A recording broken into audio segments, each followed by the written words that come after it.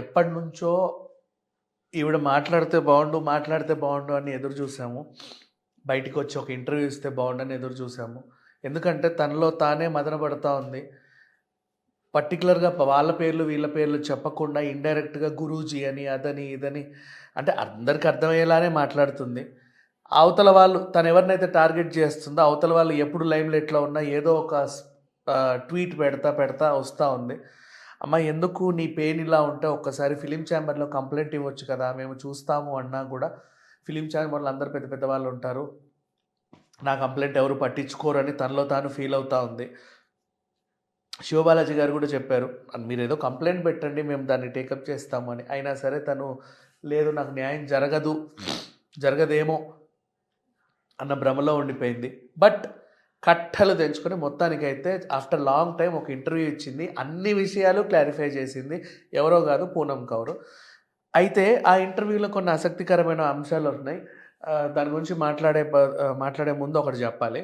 పోసాని కృష్ణమురళి వల్ల తన పెళ్లి చెడిపోయింది అనేది తను మాట్లాడిన మాటలు యాక్చువల్గా చెప్పాలి అంటే. అయితే ఇక్కడ విషయం ఏంటంటే చాలామంది సెలబ్రిటీలు బయటకు వచ్చి మాట్లాడుతూ ఉంటారు కానీ, గొడవ పడుతూ ఉంటారు కానీ, వీళ్ళకి గొడవ ఉంటుంది. ఇతను పడదు, ఇతను పడదు, లేదా ఈమెకి ఈమె. కాకపోతే వీళ్ళు కొట్లాడితే ఏం చేస్తారంటే మధ్యలో కొన్ని కొత్త క్యారెక్టర్ని తీసుకొస్తూ ఉంటారు. చివరికి వీళ్ళు బాగుంటారు, ఈ మధ్యలో ఉన్న వాళ్ళకి డ్యామేజ్ ఎక్కువ అవుతూ ఉంటుంది. ఇది జరిగింది. అయితే ఇది చాలా కేసెస్‌లో చూసాం మనం. అప్పట్లో లావణ్య, రాజ్ తరుణ్ ఇష్యూ అయినప్పుడు కూడా మధ్యలో చాలా క్యారెక్టర్స్‌ని తెచ్చారు. హరియానా గ్లోరీని, వాళ్ళని, వీళ్ళని ఎవరెవరినో తీసుకొచ్చింది. మొన్న గౌతమి ధర్మమహేష్ ఇష్యూలో మధ్యలో రీతు చౌదరిని, సీత అమ్మని, ఇంకెవరెవరినో తీసుకొచ్చింది. సో ఇట్లా జరుగుతూ ఉన్నాయి. అయితే మళ్ళీ వీళ్ళిద్దరు బాగానే ఉంటారు, ఎవరి బిజినెస్‌లో వాళ్ళు. కానీ మధ్యలో వీళ్ళకి జరిగే డ్యామేజా అసలు వర్ణనాతీతం. అసలు ఏమీ అనలేము దాన్ని. అదంతే అలాగే ఉండిపోతూ ఉంటాయి. ఇప్పుడు రీసెంట్ కాదు, లాస్ట్ జరిగింది. బట్ ఇప్పుడు ఈవిడ బయటకొచ్చింది. పోసాని ఇప్పుడు వైసీపీ పార్టీలో ఎవరన్నా జాయిన్ అయితే వాళ్ళకు డ్యూటీ ఇస్తారు అవతల వాళ్ళని తిట్టమని. రోజా గారికి ఒక డ్యూటీ వేశారు, మినిస్ట్రీ ఇచ్చి లొకేషన్ టార్గెట్ చేయమని. ఆవిడ కూడా ఆ టాస్క్ని నీట్గానే పూర్తి చేసుకొని వచ్చింది. ఇప్పుడు రిటైర్ అయిపోయింది. నౌ పోసానికి ఇచ్చిన డ్యూటీ ఏంటి, పవన్ కళ్యాణ్ని టార్గెట్ చేయమని.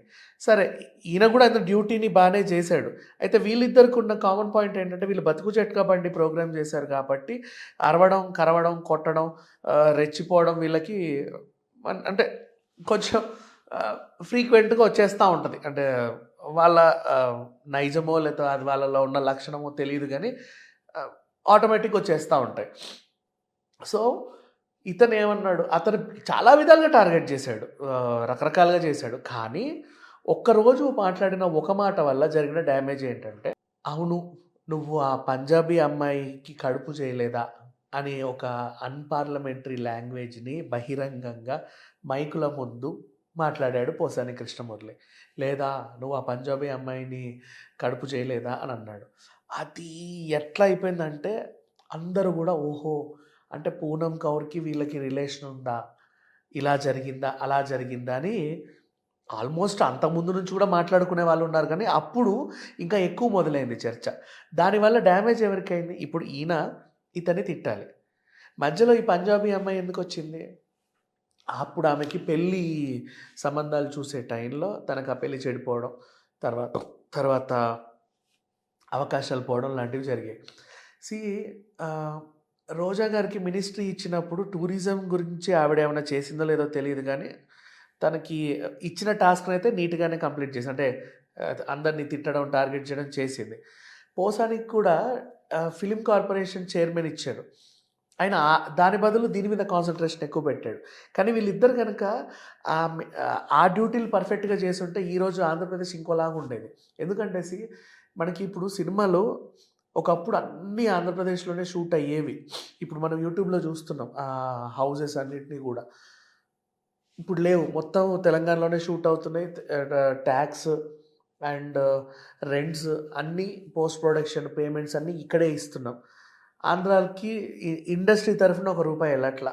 కానీ సినిమాలు అన్నీ అక్కడే, అంటే నిర్మాతలు కానీ ఆర్టిస్ట్ కానీ ఎక్కువ శాతం అక్కడ వాళ్ళే ఉన్నారు. బుక్ మై షో ఆఫీస్ ఇక్కడుంది. ఆంధ్రప్రదేశ్ అంతా వాళ్ళు సినిమాల టికెట్లు కొనుక్కొని చూస్తారు గానీ, ఆ ట్యాక్స్ కూడా తెలంగాణ గవర్నమెంట్‌కే ఎళ్తది. ఈ విషయంలో స్ట్రాంగ్‌గా పనిజేసుంటే పోసానికి అతను ఇంకోలాగా ఉండేదేమో మేబీ ఇప్పటికి మాట్లాడుకునేవాళ్ళు. బట్ అలా కాకుండా ఈ మాట మాట్లాడేసరికి ఆయనకి డ్యామేజ్ జరిగింది. ఎందుకు మనోభావాలు దెబ్బతినే కేసులో మొత్తం 22, 23 పోలీస్ స్టేషన్‌లన్నీ తిప్పడం జరిగింది. బట్ ఎక్కువ డ్యామేజ్ పూనమ్‌కి జరిగింది. Poonam Kaur is nothing but is a very good artist. అంటే ఇప్పుడు మనకి పాత హీరోయిన్స్ అందరికీ వెబ్ సీరీస్‌లు వస్తున్నాయి. ఏదో ఒక అవకాశం చిన్న చిన్న వెబ్ సీరీస్ ఈటీవీ విన్‌లో సినిమాలు, లేకపోతే ఏదో క్యారెక్టర్లు వదిన క్యారెక్టర్సో లేకపోతే ఇప్పుడు నిన్న ఉపేంద్ర సినిమా వచ్చింది. ఏది 'ఆంధ్ర కింగ్ తాలూకా'. దాంట్లో ఉపేంద్ర వైఫ్‌గా సింధు తులాని ఉంది. అట్లా ఏవో కొన్ని క్యారెక్టర్స్. అంతెందుకు ఆహ్, 'కుబేర' సినిమా వచ్చింది. నాగార్జున వైఫ్‌గా ఆ అమ్మాయి.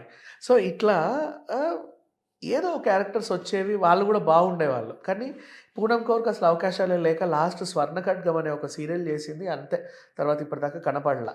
కారణం ఏంటి అంటే ఆఫ్‌కోర్స్ తను డైరెక్ట్‌గా చెప్పకపోయినా ఇండైరెక్ట్‌గా మాట్లాడుతానే ఉంది చాలా సందర్భాల్లో.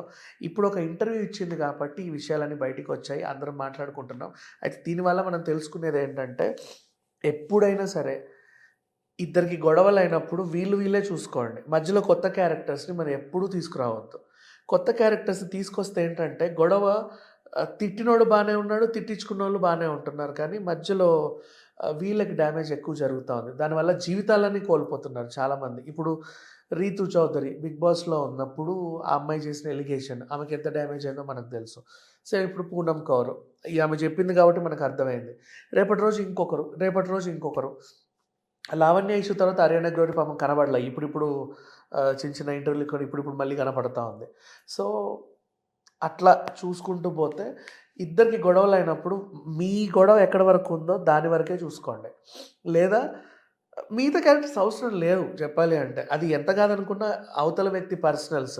పైగా లేడీస్ అంటారా నాకు అన్యాయం జరిగింది అని ఒక అమ్మాయి బయటికొస్తే డబ్బు పోయిందా? నగలు పోయాయా? ఇల్లు పోయిందా? కారు పోయిందా? అని అడగరు. ఇంకోలాగా అర్థం చేసుకుంటారు. సో, ఎక్కువ డ్యామేజ్ జరుగుతది వీళ్ళకి కాబట్టి వీలైనంత వరకు ఏదైనా ఇద్దరి మధ్యలో గొడవలున్నప్పుడు థర్డ్ పార్టీస్‌ని లాగకపోవడమే better. Thank you so much.